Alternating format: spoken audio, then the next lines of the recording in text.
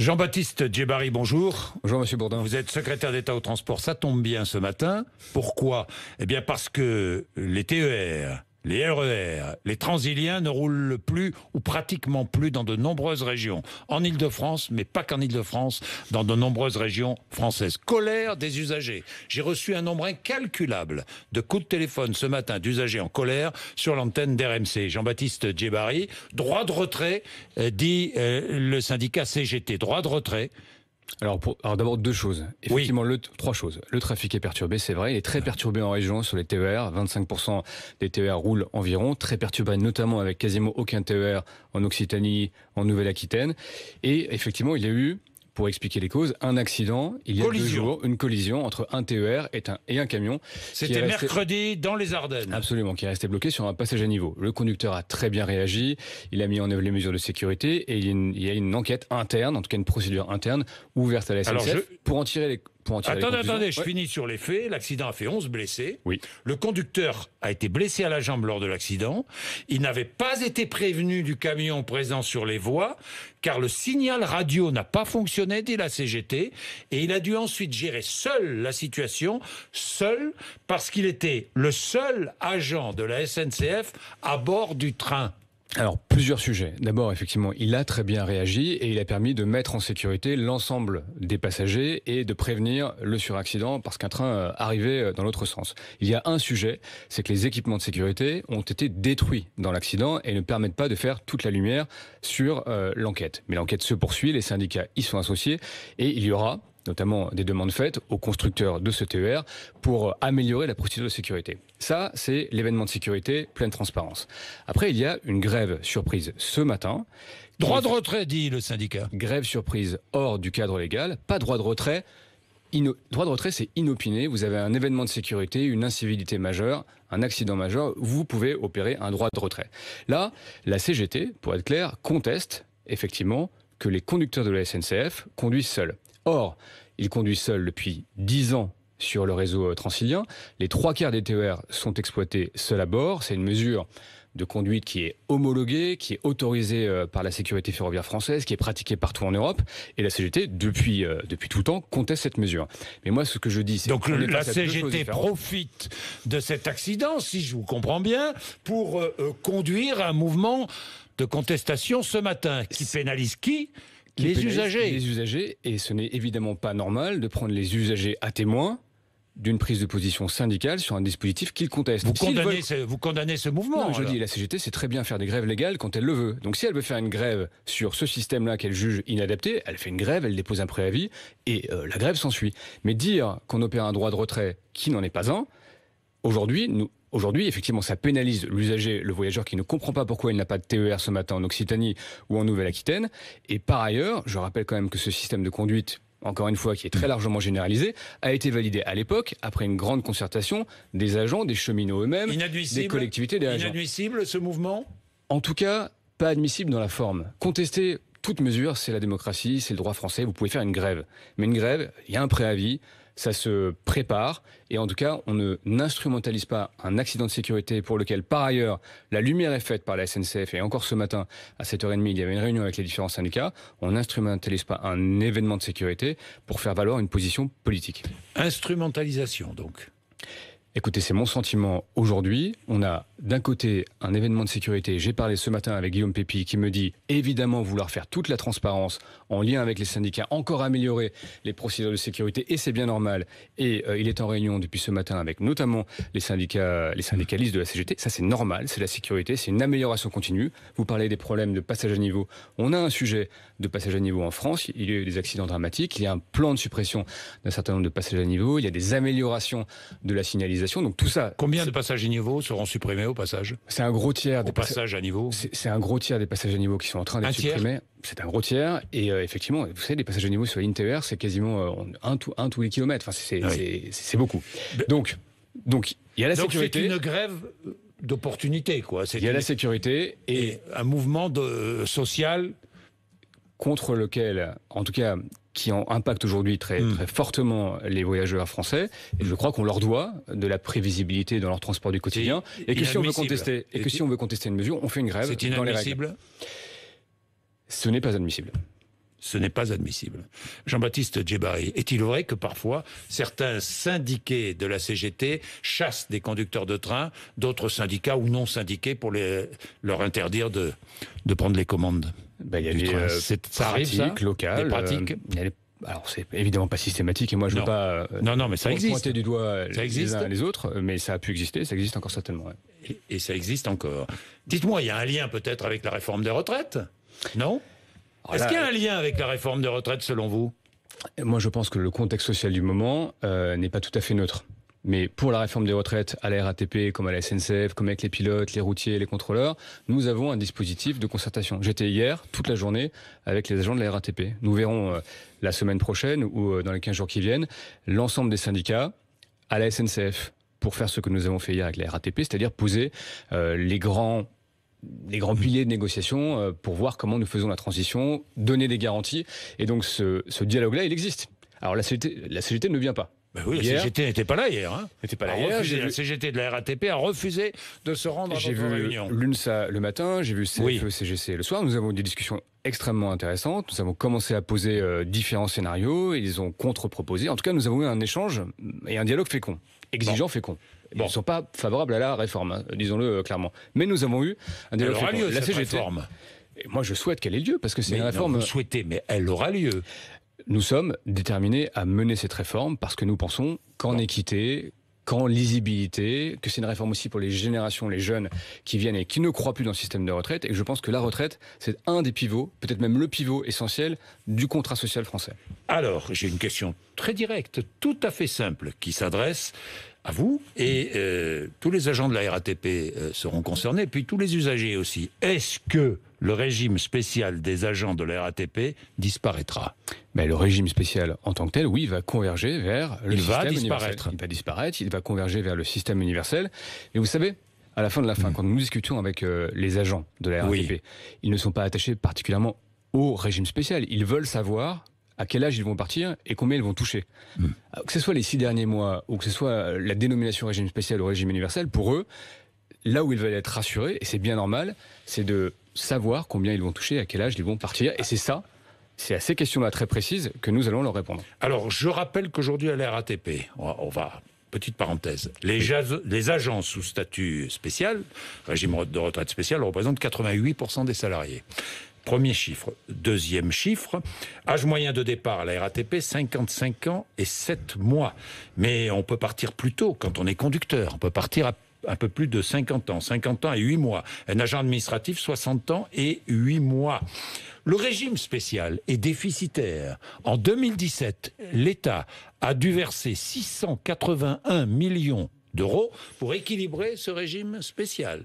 Alors, il y a plusieurs choses. D'abord, il y a le régime spécial avant 2009, où là, vous avez un système de bonification, et il y a une réforme en 2009 qui a touché l'ensemble des régimes spéciaux, et qui a commencé à tracer la convergence vers le régime général. Donc, les chiffres que vous avancez, ils sont vrais en théorie, mais dans les faits, y compris les conducteurs aujourd'hui, partent un peu plus tard. Un peu plus tard. Mais en moyenne, 55 ans et 7 mois. En moyenne, sur la population RATP, en moyenne, 55 ans et 7 mois, vous avez parfaitement raison. Donc, ce que nous allons faire... Donc, il y a plusieurs populations. Ce que je veux vous dire, c'est qu'il y a déjà plusieurs populations et plusieurs règles à la RATP. Et donc, l'idée, c'est bien quand même de tracer une convergence et d'avoir un système qui, à terme, soit un système équitable pour tout le monde. Ça veut dire qu'un futur agent de la RATP partira plus tard. Ça veut dire qu'un futur agent de la RATP partira un peu plus tard, comme l'ensemble de la population française, mais que nous voulons lui garantir qu'à âge de départ très similaire, il ait une pension, en tout cas, il a un niveau de pension Aujourd'hui, il a un niveau de pension, un bon niveau de pension. Supérieur à la moyenne des salaire des 6 derniers mois.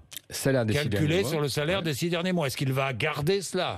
Alors, le sujet, c'est pas tant... Alors, les 6 derniers mois, ça s'applique au régime spécial, mais aussi à la fonction publique. Le sujet, les 6 derniers mois, c'est un outil.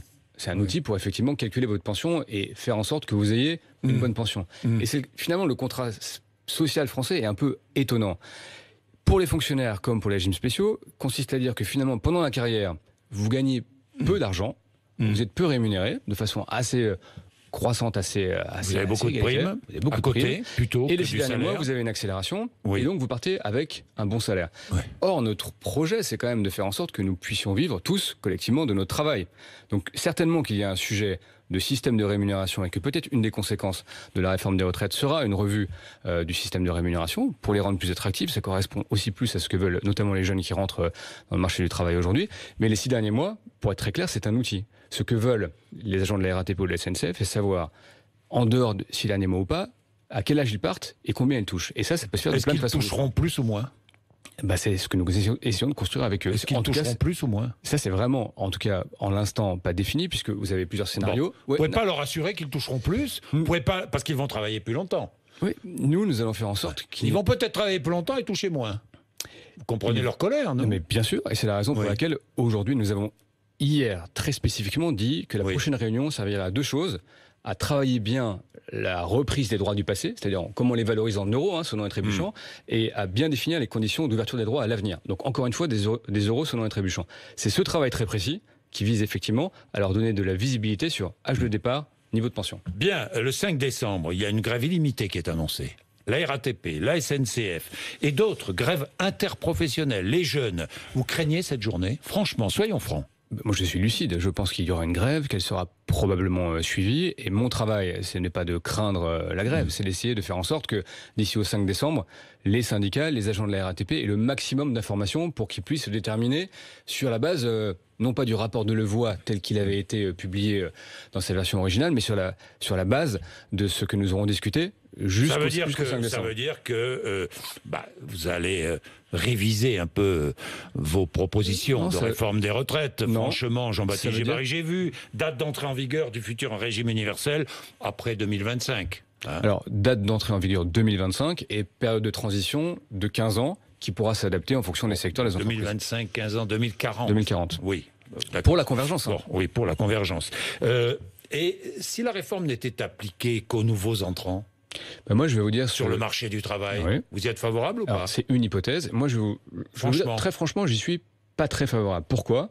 Parce que cette réforme des retraites, elle vise quand même à rétablir de l'équité, notamment à l'égard des jeunes générations, qui aujourd'hui ne croient pas ou ne croient plus dans le système de retraite. Si effectivement, ce qui peut être un peu plaisant, en disant finalement, rien ne bouge pour tous ceux qui sont en emploi aujourd'hui et pour les jeunes générations, il y aura de nouvelles règles du jeu à compter de telle année.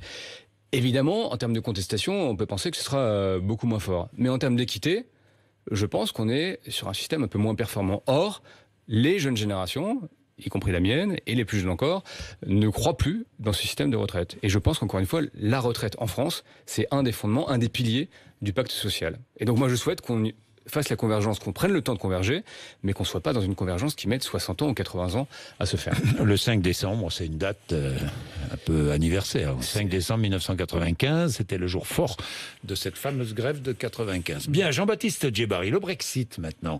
Parce que si jamais demain le Parlement britannique, ne vote pas l'accord trouvé entre Boris Johnson et l'Union européenne, est-ce que l'Union européenne va accorder un nouveau délai ? Alors, a priori, tel que cela a été discuté, l'hypothèse est plutôt que non, puisque vous savez que l'accord qui a été trouvé... Pas de nouveau délai. Mais encore une fois... Donc Brexit dur. Donc Brexit probablement non coordonné. Mais le 31 octobre. Et donc pour être très concret, puisqu'on parle de mon secteur des transports, nous sommes prêts, quelle que soit l'hypothèse. Ah bon ? Nous sommes prêts pour un Brexit dur et nous sommes prêts pour un Brexit négocié. Imaginons le Brexit dur quand même. 31 octobre, que se passe-t-il ? Frontières rétablies entre l'Union européenne, la France et la Grande-Bretagne. On est d'accord ? Par exemple, sur l'Eurostar, pour prendre des cas très concrets. L'Eurostar. La personne qui veut se rendre de Paris à Londres ou de Lille à Londres. Eh bien, l'Eurostar, nous avons fait en sorte de valider tous les titres de sécurité, les autorisations pour les conducteurs en France, de manière à ce que l'Eurostar puisse fonctionner tout à fait normalement. Pour les routiers, pour le transport routier de marchandises, vous savez que c'est quand même des corridors qui sont 5000 camions par jour. C'est énorme, très emprunté. Avec Gérald Darmanin, dont je salue le travail très conséquent, nous avons travaillé beaucoup aux procédures douanières, nous avons construit des aménagements pour stocker les camions, les agents des douanes sont formés, nous avons, avec les présidents de région, travaillé dans les ports pour aménager des services vétérinaires. Je ne dis pas que ce sera la panacée. Ce sera compliqué, un Brexit dur, honnêtement. Évidemment, il va y avoir des heures de queue. Mais nous avons tout fait. Des heures de queue à Saint-Pancras, des heures de queue Gare du Nord, des heures de queue à Calais. Je rappelle que nous ne souhaitons Folkestone. Je rappelle que nous ne souhaitons pas le Brexit et que quelque part, si un accord a été trouvé hier, c'est aussi parce que le président a dit accord avant le 31 octobre. Sinon, effectivement, tout le monde sera en difficulté. Et je pense que si on se compare, on peut se consoler un petit peu parce que du côté de chez nous, en tout cas, je pense que s'agissant des transports routiers de marchandises ou du transport de voyageurs, de l'aérien, du maritime ou du ferroviaire, nous sommes prêts. Mais effectivement, un Brexit, de toute façon, et surtout un Brexit dur, va être de nature à mettre en difficulté, effectivement. Évidemment, Jean-Baptiste Djebbari, ça veut dire qu'il faudra se munir d'une carte d'identité ou d'un passeport pour se rendre en Grande-Bretagne, hein, c'est évident, s'il y a Brexit dur. Et oui. Oui, c'est de retour à ce que nous Et connaissons. donc, un temps fou. Enfin bon, allez, nous verrons bien. Examen du budget à l'Assemblée nationale. En ce moment, on parle beaucoup des transports dans ce budget, évidemment. Hausse du prix du gasoil de 2 centimes d'euros par litre pour les transporteurs routiers. Enfin, hausse, c'est pas une hausse, c'est une taxe qui est 2%, 2 centimes non remboursés, qui ne sont plus remboursés. Alors, c'est pour 2020, mais ça moi, j'ai reçu les routiers encore avant-hier. Et nous avons des discussions avec eux. En fait, il y a plusieurs mesures, y compris les mesures qui sont en leur faveur. Par exemple, nous annulons ce qu'on appelle la taxe à l'essieu, puisqu'on change de mode de recouvrement, mais c'est conséquent. Hein. C'est 174 millions d'euros. La taxe des 2 centimes, c'est 140 millions d'euros. Donc sur les 3 prochaines années, ce que nous voulons leur donner, c'est de la visibilité. Et nous nous sommes engagés sur les taxes sur les carburants à ce qu'il n'y ait plus d'augmentation d'ici à la fin du quinquennat.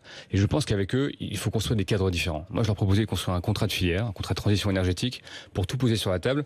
Parce que c'est vrai que d'un côté, les routiers font beaucoup d'efforts, notamment sur la transition énergétique, sur le fait d'avoir des nouveaux véhicules avec des moteurs qui consomment moins, l'utilisation beaucoup plus accrue du gaz, par exemple. Les routiers font beaucoup d'efforts. Et c'est vrai que parfois, ils ne comprennent pas. En tout cas, ils ne comprennent pas que chaque année, ils aient affaire à une instabilité de la norme fiscale. Et donc, moi, je pense qu'il faut construire avec eux un contrat sur les 3 prochaines années pour dire il y aura stabilité du dispositif et peut-être même des contrats quinquennaux pour dire voilà, la filière, on veut l'emmener là sur le plan de la transition écologique et énergétique et on trace et on donne de la perspective et de la stabilité. Ça, je pense que c'est vraiment comme ça qu'on doit traiter filière par filière, d'ailleurs, y compris pour l'aérien, qui aujourd'hui fait face à cette forme d'instabilité. Il va être taxé à nouveau, hein, hausse de la sur taxe les billets Chirac sur les billets d'avion. Bien, le terrorisme, est-il vrai qu'une dizaine d'agents de la RATP ont été licenciés? Oui. Alors, après l'attaque de la préfecture de police de Paris? Non, pas après l'attaque. Pas après l'attaque. Enfin, en tout cas, pas que je sache. Mais non, ce qui est vrai, c'est que la radicalisation terroriste, en tout cas islamique pour dire les mots, c'est un défi. Notamment pour les entreprises publiques. C'est un défi, mais y a-t-il eu des licenciements? Je vous pose la question. Mais oui. Alors, il y a eu des licenciements. Combien? Dans certaines entreprises publiques.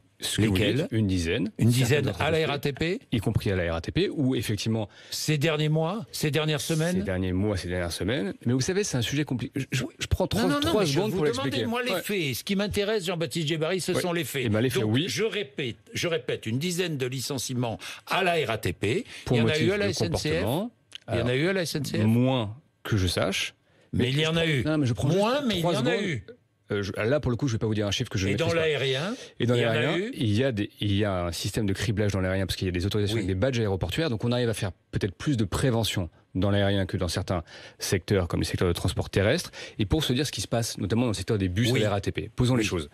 Il y a ce phénomène qui est un phénomène sociétal. Et c'est observé à la RATP comme ailleurs qu'il y a des comportements qui changent.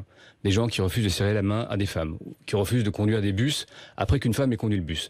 Ces phénomènes, ils sont observés, ça existe. C'est évidemment pas beaucoup, parce que quand on dit une dizaine, sur 63 000 agents de la RATP, on peut se dire que ça existe, il faut le traiter, mais on n'est pas face à un phénomène massif. Mais ça existe. Et donc oui, le management est vigilant, oui, il repère le changement de comportement, et oui, il traite ces cas. Alors Jean-Baptiste Djebbari, je vous arrête. Si un conducteur de bus refuse de conduire le bus parce qu'une femme l'a conduit avant lui, est-ce qu'il est licencié? Eh bien, la loi en tant que telle ne le permet pas comme ça. Pas parce qu'il a refusé de serrer la main à une femme. Mais sur les motifs du comportement, oui. Par ailleurs, ces décisions elles peuvent être contestées. C'est pour ça que le cadre légal, peut-être qu'à un moment, il faudra aussi le revoir. C'est l'objet, en tout cas, c'est le sens des propositions qui ont été faites par 2 députés à l'été et qui permet de se doter dans un futur à moyen terme, de nouveaux outils pour permettre ces licenciements qui parfois... Vous demandez est-ce que la loi soit précisée? En tout cas, je pense que la loi sur ces sujets-là, sur la base des recommandations qui ont été faites, doit certainement être précisée. C'est un travail que nous, on mène avec le service de l'Intérieur pour voir ce qu'il est possible de faire ou pas. C'est compliqué, hein. C'est les libertés individuelles, c'est très compliqué, mais je pense que c'est un travail qui doit être fait de manière à donner aux cadres, aux managers publics, notamment publics, mais d'une manière générale, aux cadres dirigeants, de donner les bons outils pour se prémunir d'un risque qui aujourd'hui est certes réel. Certes, pas très important. Oui, mais réel. Pas très important en nombre, mais réel. Et donc, à risque réel, dispositif réel. Un terroriste tue. Un seul terroriste tué. Et oui, c'est pour ça Jean-Baptiste Djebbari. c'est pour ça que je pense qu'il faut avoir que notre droit regarde cette réalité, ce qu'il fait, et se donne toujours la capacité d'évoluer en fonction de l'évolution de la menace en face. Cette menace, elle existe dans les entreprises publiques comme ailleurs. Et dans les entreprises publiques, il faut que nous ayons les anticorps pour nous en défendre. Merci Jean-Baptiste Djebbari d'être venu nous voir ce matin. Il est 8h54. Vous êtes sur RMC et BFM TV.